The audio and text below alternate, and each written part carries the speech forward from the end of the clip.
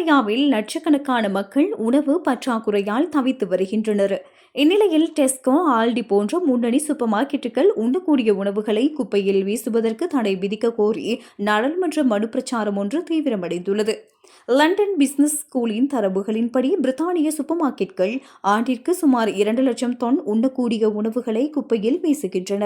இதன் மதிப்பு சுமார் 1 பில்லியன் பவுண்டுகளாகும்.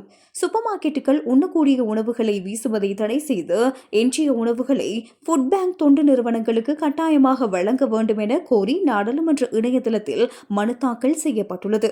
இதற்கு பொதுமக்கள் மத்தியில் பெருமளவு ஆதரவு திரண்டு வருகின்றது. அதேவேளை பிரித்தானியாவில் நிலவும் கடுமையான வறட்சி மற்றும் வெப்ப அலை காரணமாக வரலாற்றிலேயே மிக மோசமான அறுவடையை எதிர்நோக்கியுள்ளதாக 28,000 விவசாயிகளை பிரதிநிதித்துவப்படுத்தும் CLA அமைப்பு எச்சரித்துள்ளது. மழையின்மை காரணமாக கோதுமை பயிர்கள் பாதியாக குறைந்துள்ளதாக கவலை வெளியிடப்பட்டுள்ளது.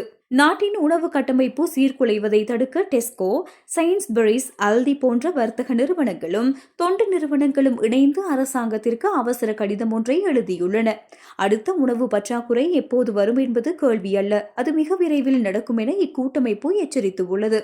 தேசிய ஆற்றல் மற்றும் பாதுகாப்பு துறைகளைப் போலவே உணவு பாதுகாப்பிற்கும் முன்னுரிமை அளிக்கும் குட் ஃபுட் பில் எனும் சட்டப்பூர்வ சட்டத்தை கொண்டு வருமாறு வலியுறுத்தியுள்ளன.